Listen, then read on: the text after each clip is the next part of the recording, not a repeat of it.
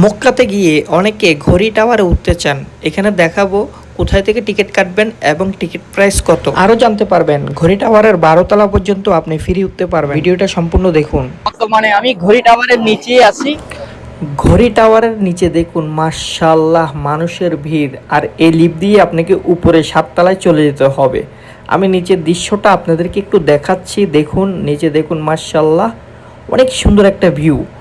নিচে হাজারো মানুষ শপিং করতেছে, কেউ আত্মীয় স্বজনের সাথে দেখা করতেছে, বিশেষ করে শপিং করার জন্যই আসে আর ঘড়ি টাওয়ার দেখার জন্যই আসে। আর আপনি এই ক্যাপসুল লিফটে করে 4 তলা পর্যন্ত যেতে পারবেন, 7 তলায় যেতে পারবেন না। নিচে অনেক পারফিউমের দোকান, সুগন্ধির দোকান আছে। আর ক্যাপসুল লিফটে করে আপনি 4 তলা পর্যন্ত যাইতে পারবেন। আপনাকে সিঁড়ি লিফট দিয়ে যাইতে হবে 7 তলা পর্যন্ত। সিঁড়ি লিফট দিয়ে আপনি ফ্রি 12 তলা পর্যন্ত উঠতে পারবেন। খুব সুন্দর একটা সিস্টেম। 12 তলা পর্যন্ত শপিং মল এবং 12 তলা পর্যন্ত সব কিছুই আছে। এর উপরে উঠতে হলে আপনাকে গুনতে হবে 250 রিয়াল, 250 রিয়াল।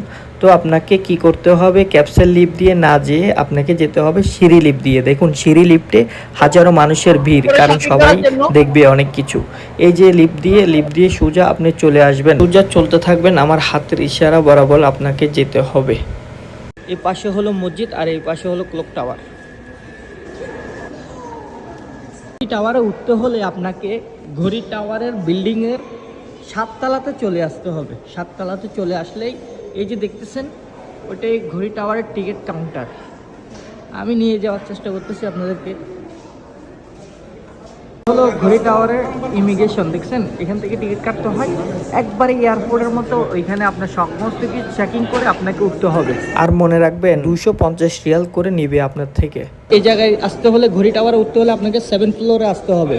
লিফট দিয়ে 7 ফ্লোরে আসে এখানে ইমিগ্রেশন, দেখছেন একবারে এয়ারপোর্টের সিস্টেমে আপনাকে সমস্ত কিছু যাচাই করে ঢুকতে হবে।